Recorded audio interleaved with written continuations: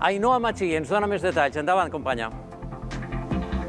Sí, Ximo, durant tota la jornada d'avui s'ha mantès activa l'alerta taronja a l'interior de les comarques del nord i l'alerta groga al litoral de Castelló. Hem tingut fortes ratxes de vent que han oscil·lat entre els 80 i 100 km per hora i en alguns municipis inclús s'ha arribat a superar, com per exemple a Xeneta del Maestrat, amb 106 km per hora o 103 km per hora a Vilafranca.